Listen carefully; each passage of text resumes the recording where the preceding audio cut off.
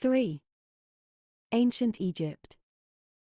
Mesopotamia was not the only great river valley to cradle a civilization, but the only early example to rival it in the antiquity and staying power of what was created was that of Egypt. For thousands of years after it had died, the physical remains of the first civilization in the Nile Valley fascinated men's minds and stirred their imaginations. Even the Greeks were bemused by the legend of the occult wisdom of a land where gods were half men, half beasts, and people still waste their time trying to discern a supernatural significance in the arrangement of the pyramids. Ancient Egypt has always been our greatest visible inheritance from antiquity. The richness of its remains is one reason why we know more about Egyptian than about much of Mesopotamian history. In another way, too, there is an important difference between these civilizations. Because Sumerian civilization appeared first, Egypt could benefit from its experience and example. Exactly what this meant has been much debated. Mesopotamian contributions have been seen in the motifs of early Egyptian art, in the presence of cylinder seals at the outset of Egyptian records, in similar techniques of monumental building in brick, and in the det of hieroglyph, the pictorial writing of Egypt, to early Sumerian script. That there were important and fruitful connections between early Egypt and Mesopotamia seems incontestable, but how and why their first encounters came about may never be known. The earliest archaeological evidence of contact comes from the 4th millennium BC. And when Sumerian influence first came to bear, it was probably by way of the peoples settled in the delta of the Nile.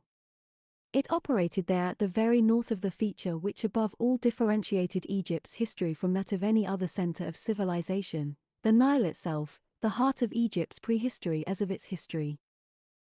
Egypt was defined by the Nile and the deserts which flanked it. It was the country the river watered, one drawn-out straggling oasis.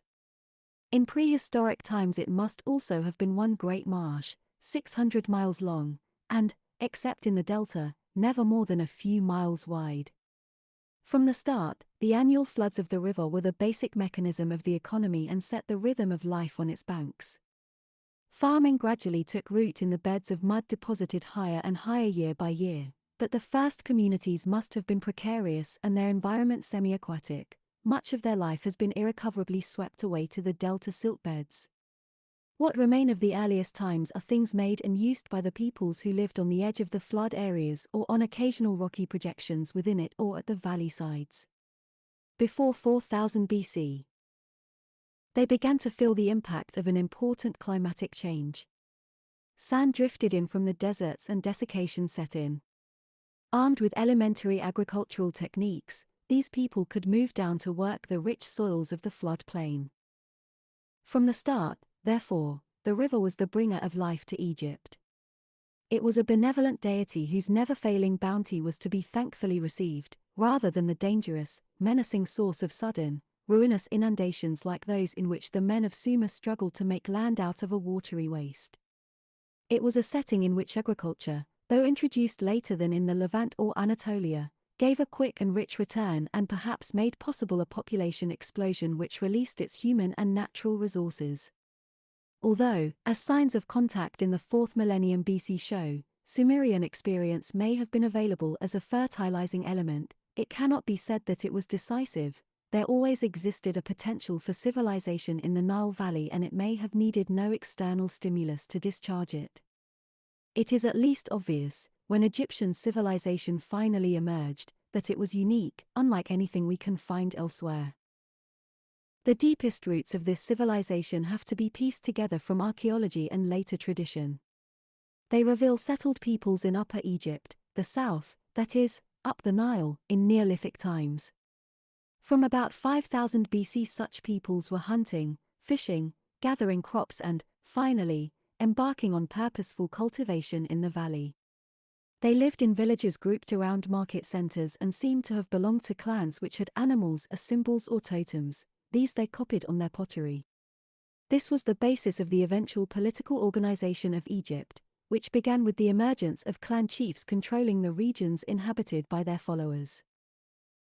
At an early stage these peoples already had several important technological accomplishments to their credit, though they do not seem such advanced farmers as those of other parts of the ancient Middle East. They knew how to make papyrus boats, how to work hard materials such as basalt, and how to hammer copper into small articles for daily use.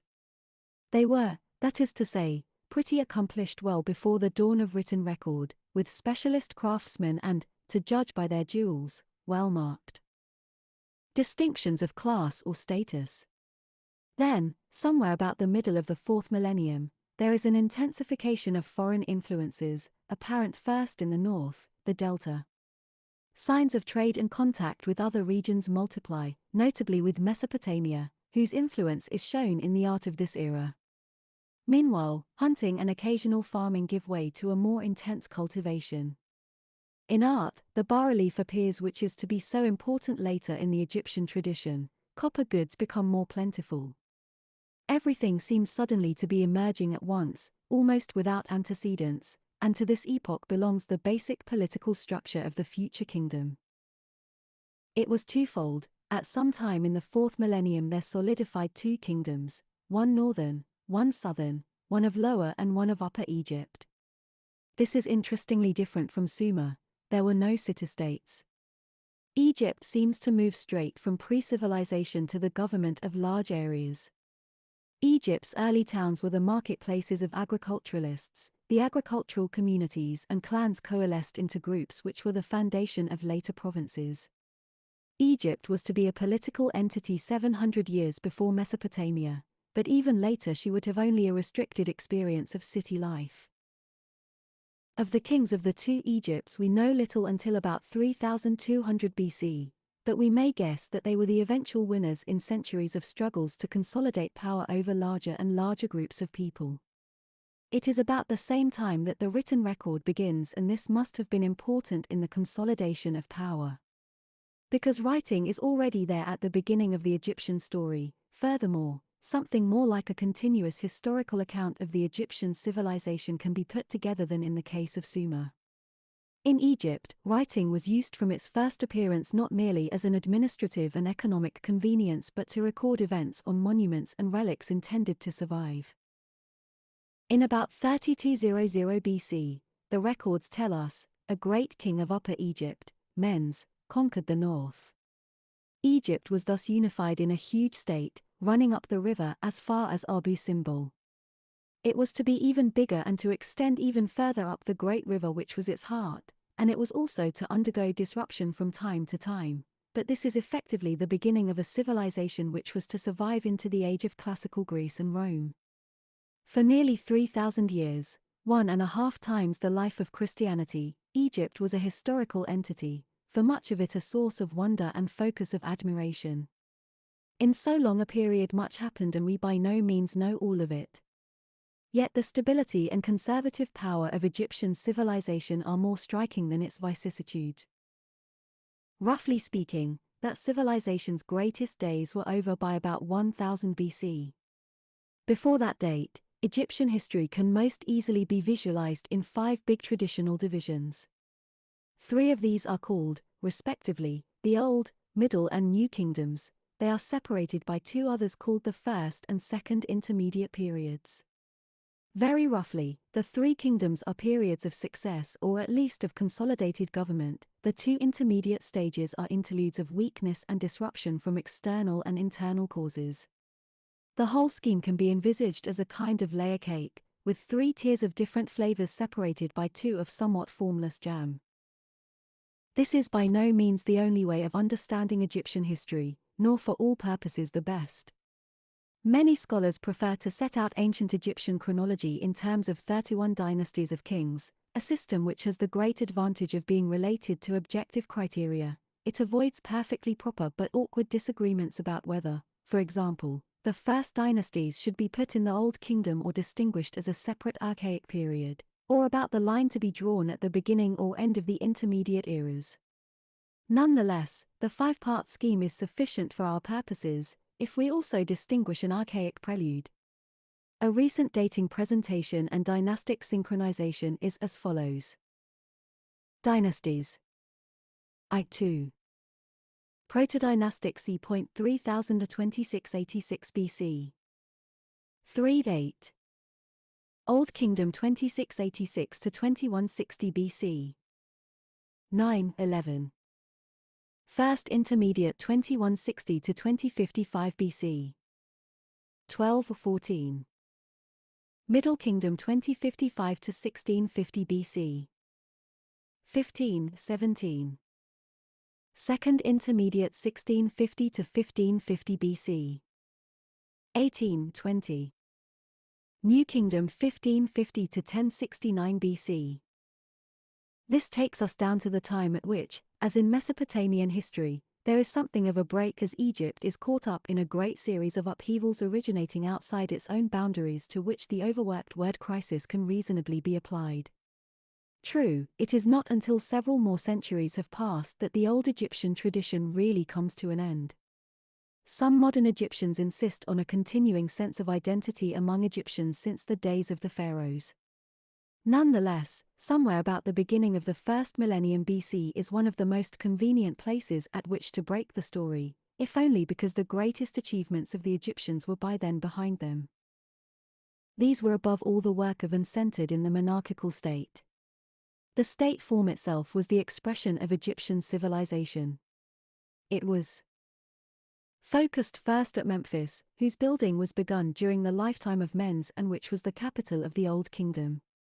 Later, under the New Kingdom, the capital was normally at Thebes, though there were also periods of uncertainty about where it was.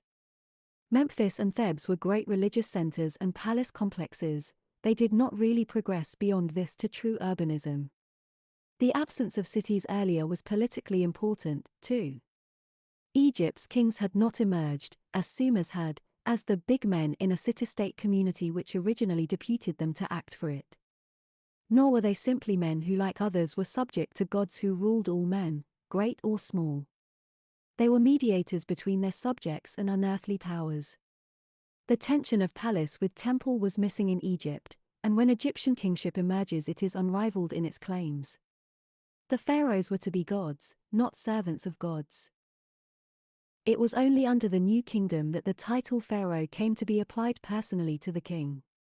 Before that it indicated the king's residence and his court.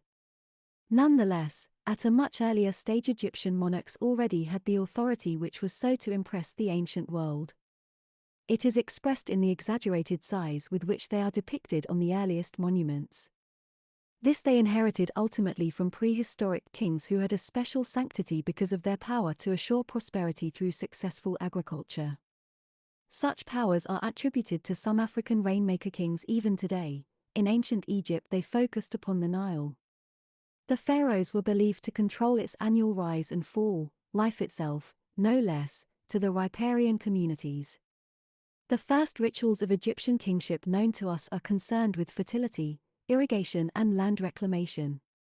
The earliest representations of men show him excavating a canal. Under the Old Kingdom the idea appears that the king is the absolute lord of the land. Soon he is venerated as a descendant of the gods, the original lords of the land. He becomes a god, Horus, son of Osiris, and takes on the mighty and terrible attributes of the divine maker of order. The bodies of his enemies are depicted hanging in rows like dead game birds, or kneeling in supplication lest, like less fortunate enemies, their brains be ritually dashed out. Justice is what Pharaoh loves, evil what Pharaoh hates. He is divinely omniscient and so needs no code of law to guide him. Until the Middle Kingdom, only he had an afterlife to look forward to. Egypt, more than any other Bronze Age state, always stressed the incarnation of the god in the king, even when that idea was increasingly exposed by the realities of life in the New Kingdom and the coming of iron. Then, the disasters which befell Egypt at the hands of foreigners would make it impossible to continue to believe that Pharaoh was god of all the world. But long before this the Egyptian state had acquired another institutional embodiment and armature, an elaborate and impressive hierarchy of bureaucrats. At its apex were viziers, provincial governors and senior officials who came mainly from the nobility. A few of the greatest among these were buried with a pomp rivaling that of the pharaohs. Less eminent families provided the thousands of scribes needed to staff and service an elaborate government directed by the chief civil servants. The ethos of this bureaucracy can be sensed through the literary texts which list the virtues needed to succeed as a scribe: application to study, self-control, prudence, respect for superiors and scrupulous regard for the sanctity of weights, measures, landed property and legal forms.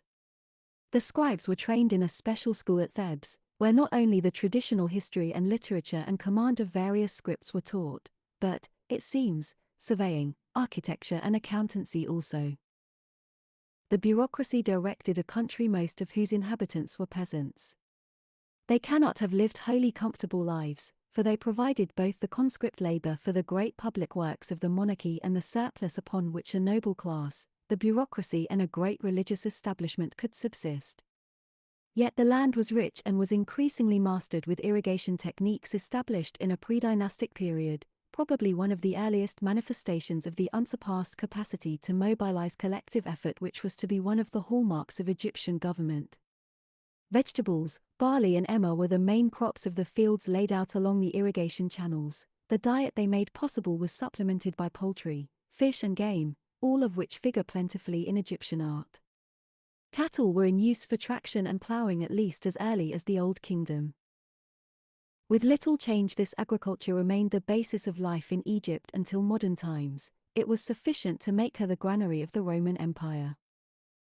On the surplus of this agriculture there also rested Egypt's own spectacular form of conspicuous consumption, a range of great public works in stone unsurpassed in antiquity. Houses and farm buildings in ancient Egypt were built in the mud brick already used before dynastic times. They were not meant to outface eternity. The palaces, tombs and memorials of the pharaohs were a different matter. They were built of the stone abundantly available in some parts of the Nile Valley.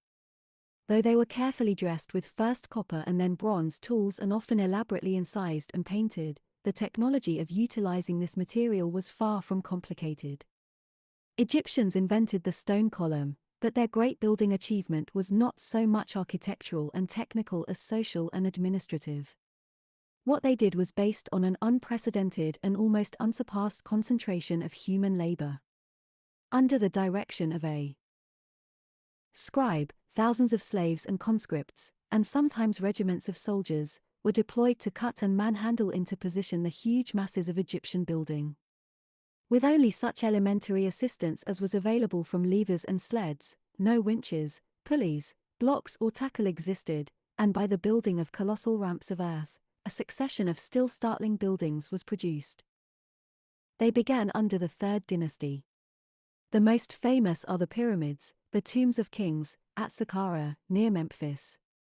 One of these, the Step Pyramid, was traditionally seen as the masterpiece of the first architect whose name is recorded, Imhotep, chancellor to the king. His work was so impressive that it was seen as evidence of the dynasty's godlike power.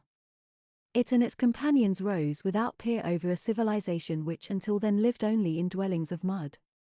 A century or so later, blocks of stone of 15 tons apiece were used for the Pyramid of Cheops or Khufu, and it was at this time, during the Fourth Dynasty, that the greatest pyramids were completed at Giza.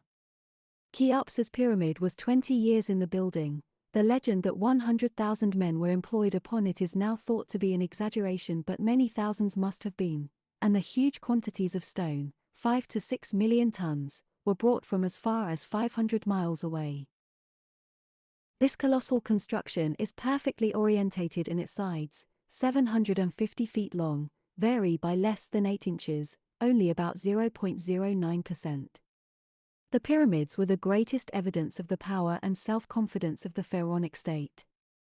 But each of them was only the dominant feature of a great complex of buildings which made up together the residence of the king after death.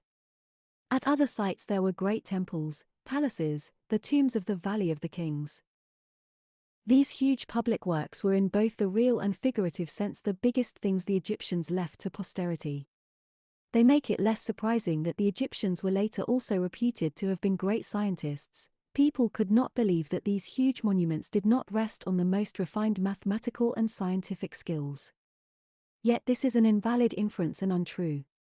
Though Egyptian surveying was highly skilled, it was not until modern times that a more than elementary mathematical skill became necessary to engineering. It was certainly not needed for the erection of the pyramids. What was requisite was outstanding competence in mensuration and the manipulation of certain formulae for calculating volumes and weights, and this was, as far as Egyptian mathematics went, whatever later admirers believed. Modern mathematicians do not think much of the Egyptians' theoretical achievement, and they certainly did not match the Babylonians in this art. They worked with a decimal numeration which at first sight looks modern, but it may be that their only significant contribution to later mathematics was the invention of unit fractions. No doubt primitive mathematics is a part of the explanation of the sterility of the Egyptians' astronomical endeavors, another field in which posterity, paradoxically, was to credit them with great things. Their observations were accurate enough to permit the forecasting of the rise of the Nile and the ritual alignment of buildings, it is true, but their theoretical astronomy was left far behind by the Babylonians. The inscriptions in which Egyptian astronomical science was recorded were to command centuries of awed respect from astrologers, but their scientific value was low and their predictive quality relatively short-term. The one solid work which rested on the Egyptians' astronomy was the calendar. They were the first people to establish the solar year of 365 and a quarter days, and they divided it into 12 months, each of 3 weeks of 10 days, with 5 extra days at the end of the year, an arrangement, it may be remarked, to be revived in 1793 when the French revolutionaries sought to replace the Christian calendar by one more rational. The calendar, though it owed much to the observation of stars, must have reflected also in its remoter origins observation of the great pulse at the heart of Egyptian life, the flooding of the Nile. This gave the Egyptian farmer a year of 3 seasons, each of approximately 4 months, one of planting, one of flood, one of harvest. But the Nile's endless cycle also influenced Egypt at deeper levels. The structure and solidity of the religious life of ancient Egypt greatly struck other peoples. Herodotus believed that the Greeks had acquired the names of their gods from Egypt. He was wrong, but it is interesting that he should have thought so. Later, the cults of Egyptian gods were seen as a threat by the Roman emperors. They were forbidden, but the Romans had eventually to tolerate them, such was their appeal.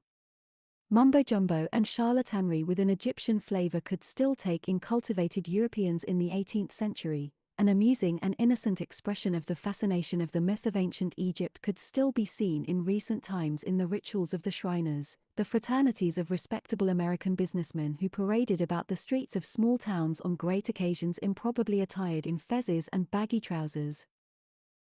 There was, indeed, a continuing vigor in Egyptian religion which, like other sides of Egyptian civilization, long outlived the political forms that had sustained and sheltered it. Yet it remains something with which it is peculiarly difficult to come to grips. Words like vigor can be misleading. Religion in ancient Egypt was much more a matter of an all-pervasive framework, as much taken for granted as the circulatory system of the human body, than of an independent structure such as what later came to be understood as a church.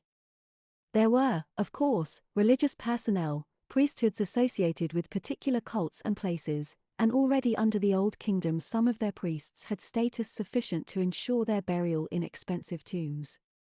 But their temples were economic agencies and storage centers as well as the foci of cults, and many priests both then and later were to combine their ritual duties with those of scribes, administrators and royal bureaucrats. They were hardly what later ages would think of as clergy.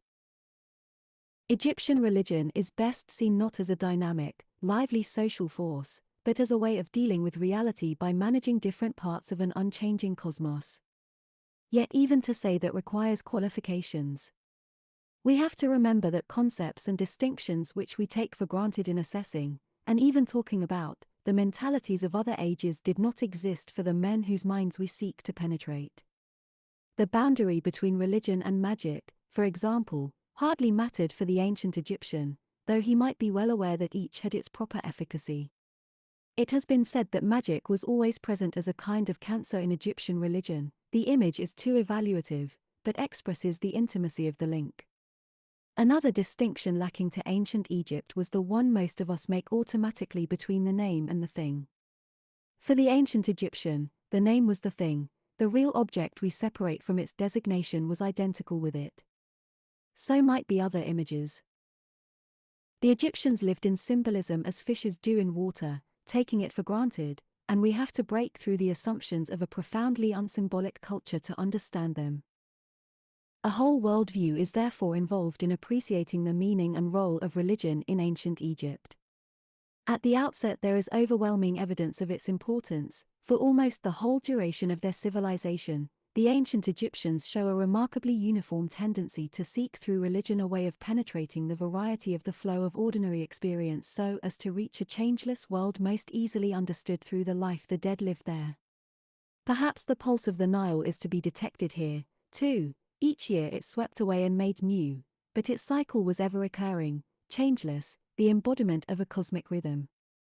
The supreme change threatening men was death, the greatest expression of the decay and flux which was their common experience. Egyptian religion seems from the start obsessed with it. Its most familiar embodiments, after all, are the mummy and the grave goods from funeral chambers preserved in our museums. Under the Middle Kingdom, it came to be believed that all men, not just the king, could expect life in another world. Accordingly, through ritual and symbol, through preparation of the case he would have to put to his judges in the afterworld, a man might prepare for the afterlife with a reasonable confidence that he would achieve the changeless well-being it offered in principle. The Egyptian view of the afterlife was, therefore, unlike the gloomy version of the Mesopotamians, men could be happy in it. The struggle to assure this outcome for so many men across so many centuries gives Egyptian religion a heroic quality. It is the explanation, too, of the obsessively elaborate care shown in preparing tombs and conducting the deceased to his eternal resting place. Its most celebrated expression is the building of the pyramids and the practice of mummification. It took 70 days to carry out the funerary rites and mummification of a king under the Middle Kingdom. The Egyptians believed that after death a man could expect judgment before Osiris. If the verdict was favorable, he would live in Osiris's kingdom. If not, he was abandoned to a monstrous destroyer, part crocodile, part hippopotamus. This did not mean, though, that in life human beings need do no more than placate Osiris, for the Egyptian pantheon was huge. About 2,000 gods existed and there were several important cults. Many of them originated in the prehistoric animal deities. Horus, the falcon god, was also god of the dynasty and probably arrived with the mysterious invaders of the 4th millennium BC. These animals underwent a slow but incomplete humanization. Artists stuck their animal heads onto human bodies. Such totem-like creatures were rearranged in fresh patterns as the pharaohs sought through the consolidation of their cults to achieve political ends. In this way the cult of Horus was consolidated with that of Amun-Re, the sun god, of whom the pharaoh came to be regarded as the incarnation. Later, Horus was seen as the son of Osiris and his consort Isis. This goddess of creation and love was probably the most ancient of all. Her origins, like those of other Egyptian deities, go back to the pre-dynastic era, and she is one development of the ubiquitous mother goddess of whom evidence survives from all over the Neolithic Middle East. She was long to endure, her image, the infant Horus in her arms, surviving into the Christian iconography of the Virgin Mary. The gods loom large in the subject matter of ancient Egyptian art, but it contains much more besides. It was based on a fundamental naturalism of representation which, however restrained by conventions of expression and gesture, gives 2 millennia of classical Egyptian art at first a beautiful simplicity and later, in a more decadent period, an endearing charm and approachability. It permitted a realistic portrayal of scenes of everyday life. The rural themes of farming, fishing and hunting are displayed in them. Craftsmen are shown at work on their products and scribes at their duties. Yet neither content nor technique is in the end the most striking characteristic of Egyptian art, but its recognizably continuous style. For some 2,000 years, artists were able to work satisfyingly within a classical tradition. Its origins may owe something to Sumer and it showed itself later able to borrow other foreign influences, yet the strength and solidity of the central and native tradition never wavers. It must have been one of the most impressive visual features of Egypt to a visitor in ancient times. What he saw looked so much of a piece. If we exempt what was done in the Upper Paleolithic, of which we know so very little, it is the longest and strongest continuous tradition in the whole history of art. It did not prove to be transplantable. Perhaps the Greeks took the column from ancient Egypt, where it had its origins in the mud-plastered bundle of reeds of which a reminiscence survives in fluting.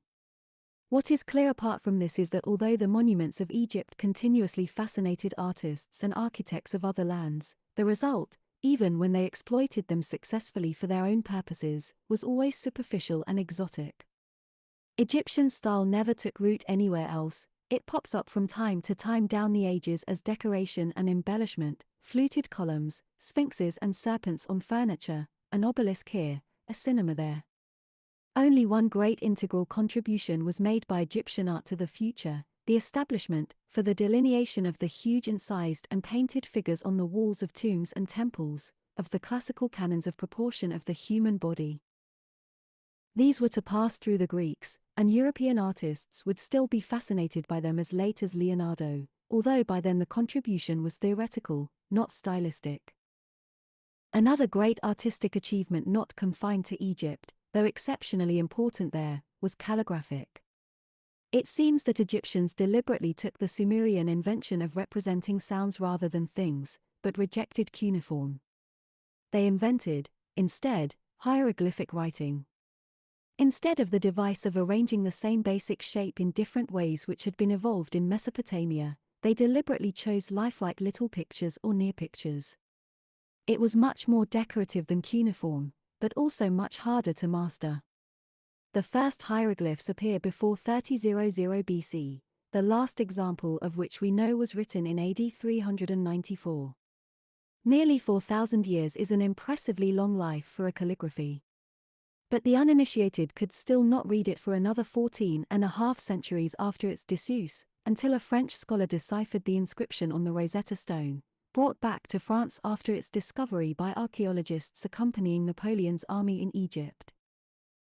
In the ancient world, the ability to read hieroglyph was the key to the position of the priestly caste and, accordingly, a closely guarded professional secret. From pre-dynastic times it was used for historical record, and as early as the First Dynasty the invention of papyrus, strips of reed pith, laid crisscross and pounded together into a homogeneous sheet, provided a convenient medium for its multiplication. This invention had much greater importance for the world than hieroglyph, cheaper than skin, from which parchment was made, and more convenient, though more perishable, than clay tablets or slates of stone. It was the most general basis of correspondence and record in the Middle East until well into the Christian era, when the invention of paper reached the Mediterranean world from the Far East, and even paper took its name from papyrus. Soon after the appearance of papyrus, writers began to paste sheets of it together into a long roll. Thus the Egyptians invented the book, as well as the material on which it could first be written and a script which is an ancestor of our own. It may be our greatest debt to the Egyptians, for a huge proportion of what we know of antiquity comes to us directly or indirectly via papyrus. Undoubtedly, the rumored prowess of her religious and magical practitioners and the spectacular embodiment of a political achievement in art and architecture largely explain Egypt's continuing prestige. Yet if her civilization is looked at comparatively, it seems neither very fertile nor very responsive. Technology is by no means an infallible test, nor one easy to interpret, but it suggests a people slow to adopt new skills, reluctant to innovate once a creative jump had been made. Stone architecture was the only major innovation for a long time after the coming of literacy. Though papyrus and the wheel were known under the First Dynasty, Egypt had been in contact with Mesopotamia for getting on for 2,000 years before she adopted the well sweep, by then long in use to irrigate land in the other river valley. Yet she invented the water clock, whose basic mechanism was to undergo millennia of elaboration in later civilizations. Perhaps the weight of routine was insuperable, given the background of the unchanging reassurance provided by the Nile. Only in medicine is there indisputable originality and achievement, and it can be traced back at least as far as the Old Kingdom. By 1000 BC an Egyptian preeminence in this art was internationally recognized. While Egyptian medicine was never wholly separable from magic, magical prescriptions and amulets survive in great numbers, it had an appreciable content of rationality and pure empirical observation. It extended as far as a knowledge of contraceptive techniques. Its indirect contribution to subsequent history was great, too, whatever its efficiency in its own day. Much of our knowledge of drugs and of plants furnishing materia medica was first established by the Egyptians and passed from them, eventually, through the Greeks to the scientists of medieval Europe. It is a considerable thing to have initiated the use of a remedy effective as long as castor oil. What can be concluded from this about the health of the ancient Egyptians is another matter. They do not seem to have been so worried about alcoholic overindulgence as the Mesopotamians, but it is not easy to infer anything from that. Some scholars have said there was an exceptionally high rate of infant mortality, and hard evidence of a negative kind exists for some diseases of adults. Whatever the explanation, the many mummified bodies surviving reveal no instance of cancer, rickets, or syphilis. On the other hand, the debilitating disease called schistosomiasis, carried by blood flukes and so prevalent in Egypt today, seems to have been well established already in the 2nd millennium BC. Of course, none of this throws much light on ancient Egyptian medical practice. Nevertheless, Egypt provides our oldest surviving medical treatises, and their evidence of prescriptions and recommended cures suggests that Egyptian practitioners could offer a mixed bag of remedies, no better and no worse than most of those deployed in other great centers of civilization at any time before the present. It seems that much emphasis was long laid on purging and enemas. Considerable preservative skill was attributed to the practitioners of mummification, though unjustifiably since the climate was on their side. Curiously, the products of their art were later themselves regarded as of therapeutic value. Powdered mummy was for centuries a sovereign cure for many ills in Europe. It is interesting, too, that Egyptians devised and used certain rudimentary contraceptive techniques. Whether these had any efficacy in reducing the risk of overpopulation and therefore of the likelihood of infanticide remains wholly unknown and speculative. Most Egyptians were peasants, a consequence of Egypt remaining less urbanized than Mesopotamia. The picture of Egyptian life presented by its literature and art reveals a population living in the countryside, using little towns and temples as service centers rather than dwelling places. Egypt was for most of antiquity a country of a few great cult and administrative centers such as Thebes or Memphis, and the rest nothing more than villages and markets. Life for the poor was hard, but not unremittingly so.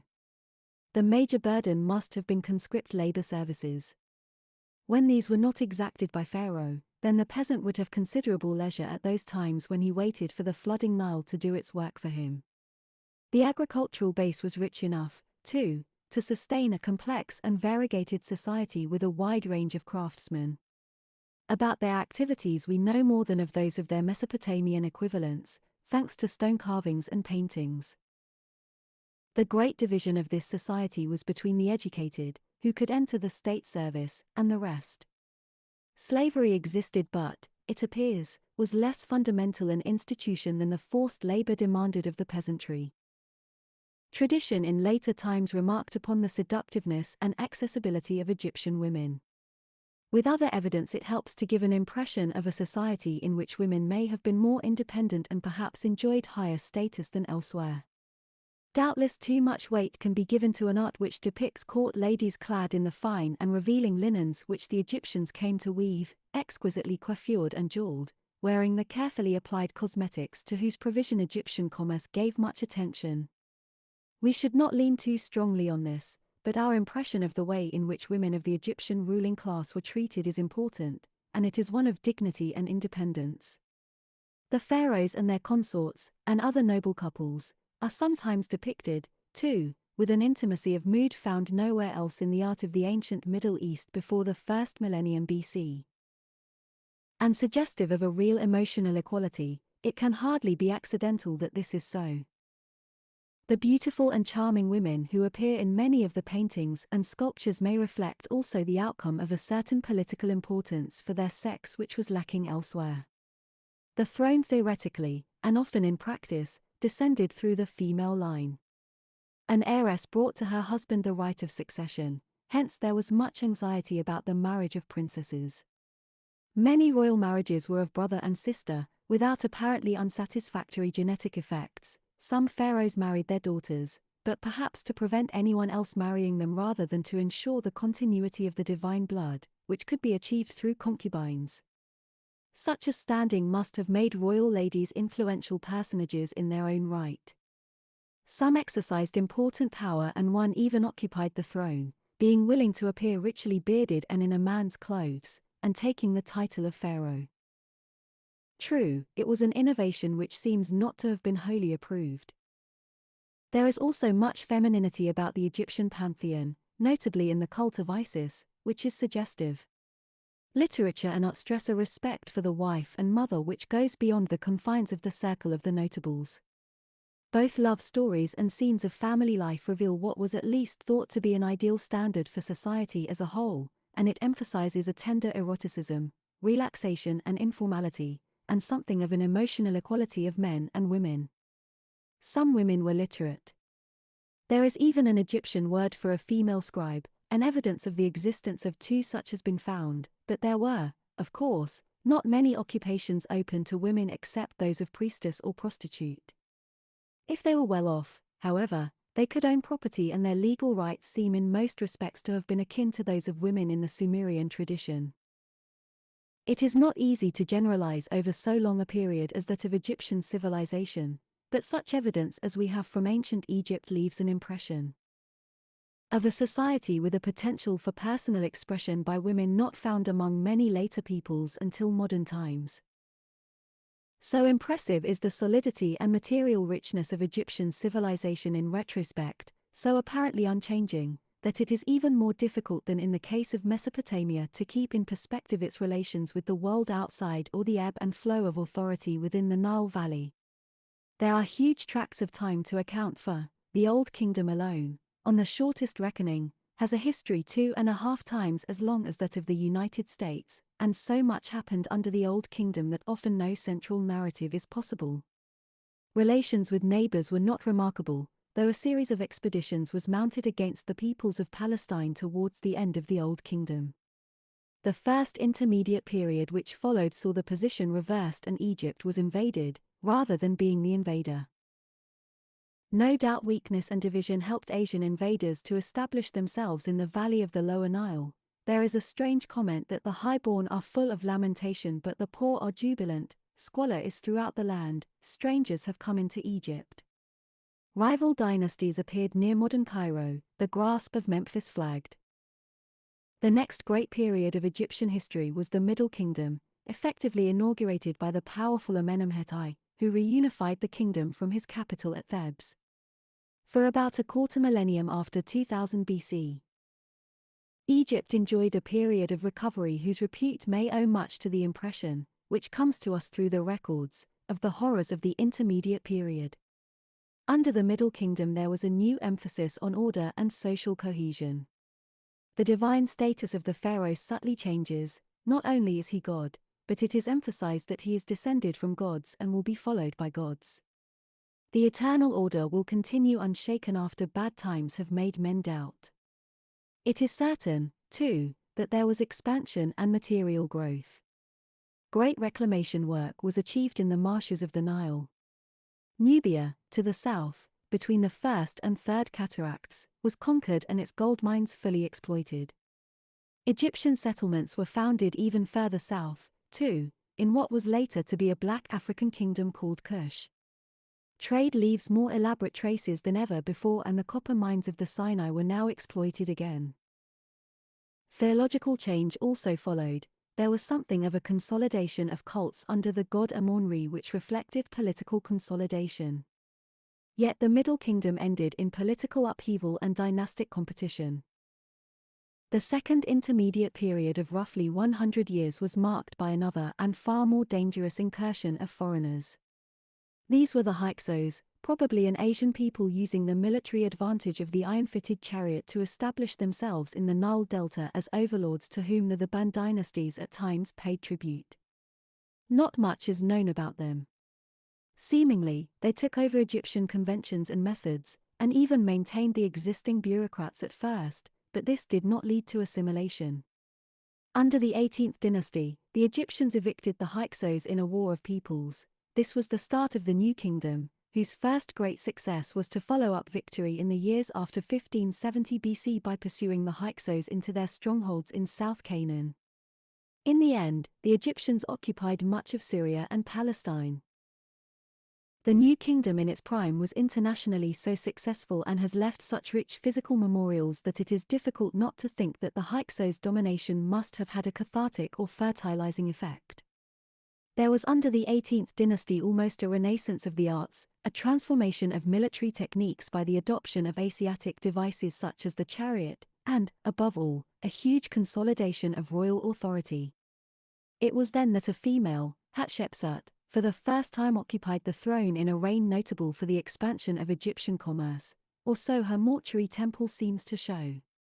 The next century or so brought further imperial and military glory, with Hatshepsut's consort and successor, Thutmose III, carrying the limits of Egyptian empire to the Euphrates. Monuments recording the arrival of tribute and slaves, and marriages with Asiatic princesses, testified to an Egyptian preeminence matched at home by a new richness of decoration in the temples and the appearance of a sculpture in the round, which produced busts and statues generally regarded as the peak of Egyptian artistic achievement. Foreign influences also touched Egyptian art at this time. They came from Crete. Towards the end of the New Kingdom, the evidence of multiplied foreign contacts begins to show something else. The context of Egyptian power had already changed importantly. The crucial area was the Levant coast, which even Thutmose III had taken 17 years to subdue. He had to leave unconquered a huge empire ruled by the Mitanni, a people who dominated eastern Syria and northern Mesopotamia. His successors changed tack. A Mitanni princess married a pharaoh, and to protect Egyptian interests in this area the New Kingdom came to rely on the friendship of her people. Egypt was being forced out of the isolation which had long protected her. But the Mitanni were under growing pressure from the Hittites to the north, one of the most important of the peoples whose ambitions and movements break up the world of the Middle East more and more in the second half of the second millennium BC.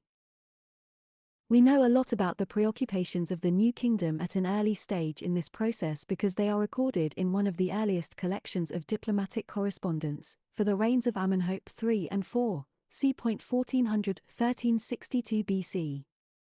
Under the first of these kings, Egypt reached its peak of prestige and prosperity. It was the greatest era of Thebes. Amenhotep III was fittingly buried there in a tomb which was the largest ever prepared for a king, though nothing of it remains but the fragments of the huge statues the Greeks later called the Colossi of Memnon, a legendary hero, whom they supposed to be Ethiopian. Amenhotep IV succeeded his father in 1379 BC. He attempted a religious revolution, the substitution of a monotheistic cult of the sun god Aten for the ancient religion.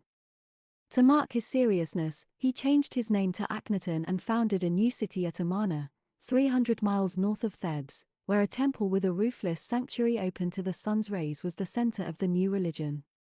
Although there can be no doubt of Akhenaten's determination and personal piety, his attempt must have been doomed from the start, given the religious conservatism of Egypt, and there may have been political motives for his persistence.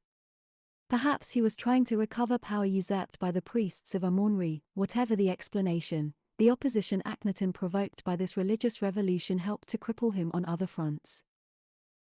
Meanwhile, Hittite pressure was producing clear signs of strain in the Egyptian dependencies. Akhenaten could not save the Mitanni, who lost all their lands west of the Euphrates to the Hittites in 1372 and dissolved in civil war which foreshadowed their kingdom's disappearance 30 years or so later.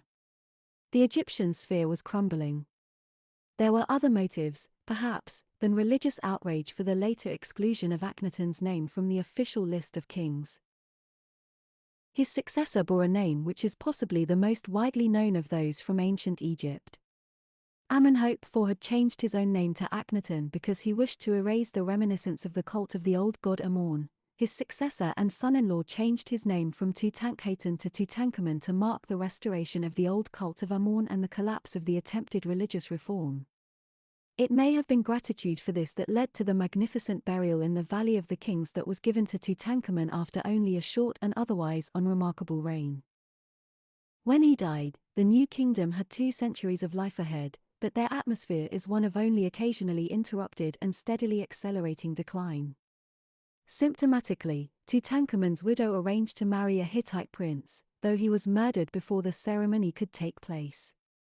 Later kings made efforts to recover lost ground and sometimes succeeded. The waves of conquest rolled back and forth over Palestine, and at one time a pharaoh took a Hittite princess as a bride, as his predecessors had taken princesses from other peoples. But there were yet more new enemies appearing. Even a Hittite alliance was no longer a safeguard. The Aegean was in uproar, the islands poured out their people all together and no land stood before them, say the Egyptian records. These sea peoples were eventually beaten off, but the struggle was hard. There followed at some time during these years an episode of huge importance for the future whose exact nature and historicity cannot be established. According to their religious texts compiled many centuries later, a small Semitic people, called by the Egyptians Hebrews, left the delta and followed their leader Moses out of Egypt into the deserts of Sinai. From about 1150 BC. The signs of internal disorganization, too, are plentiful. One king, Ramses III, died as a result of a conspiracy in the harem. He was the last to achieve some measure of success in offsetting the swelling tide of disaster. We hear of strikes and economic troubles under his successors. There is the ominous symptom of sacrilege in a generation of looting of the royal tombs at Thebes. The pharaoh is losing his power to priests and officials, and the last of the 20th dynasty, Ramses XI, was in effect a prisoner in his own palace. The age of Egypt's imperial power was over. So in fact was that of the Hittites, and of other empires of the end of the second millennium. BC. Not only Egypt's unquestioned power, but the world which was the setting of her glories, was passing away. Undoubtedly, it is in changes affecting the whole ancient world that much of the explanation of the decline of Egypt must be sought, yet it is impossible to resist the feeling that the last centuries of the New Kingdom expose weaknesses present in Egyptian civilization from the beginning. These are not easy to discern at first sight. The spectacular heritage of Egypt's monuments and a history counted not in centuries but in millennia stagger the critical sense and stifle skepticism. Yet the creative quality of Egyptian civilization seems, in the end, strangely to miscarry. Colossal resources of labor are massed under the direction of men who, by the standards of any age, must have been outstanding civil servants, and the end is the creation of the greatest tombstones the world has ever seen. Craftsmanship of exquisite quality is employed, and its masterpieces are grave goods. A highly literate elite, utilizing a complex and subtle language and a material of unsurpassed convenience, uses them copiously, but has no philosophical or religious ideas comparable to those of Greek or Jew to give to the world. It is difficult not to sense an ultimate sterility, and nothingness at the heart of this glittering tour de force. In the other scale must be placed the sheer staying power of ancient Egyptian civilization. After all, it worked for a very long time, a spectacular fact. Though it underwent at least 2 phases of considerable eclipse, it recovered from them, seemingly unchanged. Survival on such a scale is a great material and historical success. What remains obscure is why it should have stopped there. Egypt's military and economic power in the end made little permanent difference to the world. Her civilization was never successfully spread abroad. Perhaps this is because its survival owed much to its setting. If it was a positive success to create so rapidly institutions which with little fundamental change could last so long, this could probably have been done by any ancient civilization enjoying such a degree of immunity from intrusion. China was to show impressive continuity, too. It is important also to remember once more how slow and imperceptible all social and cultural change was in early times. Because we are used to change, we must find it difficult to sense the huge inertia possessed by any successful social system, one, that is, which enables men to grapple effectively with their physical and mental environment, in almost any age before the most recent. In the ancient world the sources of innovation were far fewer and far more occasional than now. The pace of history is rapid in ancient Egypt if we think of prehistoric times. It seems glacially slow if we reflect how little the daily life of Egyptians must have changed between Men's and Thutmose III, a period of more than 1,500 years and therefore comparable to that which separates us from the end of Roman Britain. Marked change could only come from sudden and overwhelming natural disaster, and the Nile was a reliable safeguard. or invasion or conquest, and Egypt long stood at the edge of the battleground of peoples in the Middle East, affected only occasionally by their comings and goings. Only very slowly could technology or economic forces exert such pressures for change as we take for granted. As for intellectual stimuli, these could hardly be strong in a society where the whole apparatus of a cultural tradition was directed to the inculcation of routine. In reflecting on the nature of Egyptian history, there is always a temptation to revert in the end to the great natural image of the Nile, always physically present to Egyptian eyes. It was so prominent, perhaps, that it could not be seen for the colossal and unique influence it was, for no context broader than its valley needed consideration. While in the background the incomprehensible, but in the end world-shaping, wars of the Fertile Crescent rage across the centuries, the history of old Egypt goes on for thousands of years, virtually a function of the remorseless, beneficent flooding and subsidence of the Nile. On its banks a grateful and passive people gathers the richness it bestows. From it could be set aside what they thought necessary for the real business of living, the proper preparation for death.